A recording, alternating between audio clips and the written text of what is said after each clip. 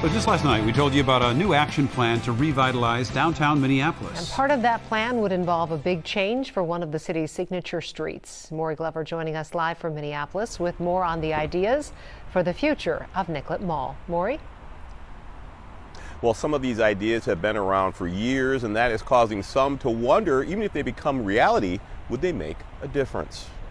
You can turn the world on with her smile.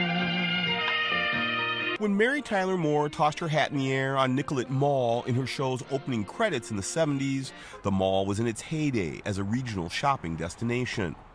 And city leaders believe reinvigorating Nicollet Mall will be key to revitalizing downtown Minneapolis. A place of pedestrian activity where you walk down the street and there's 1,000 different tastes and smells and sounds and people all packed in on one block. Among other things, the Downtown Action Plan calls for turning Nicollet Mall into a pedestrian-only zone, with Metro Transit rerouting buses from that street. Some city boosters would also like to remove the U.S. Post Office building so the city can connect the mall to the river.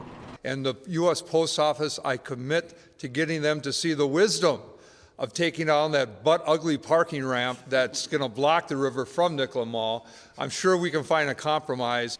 In the last decade, the city has spent $50 million to add LED lighting, 250 trees, and new paving to the 12-block stretch of downtown.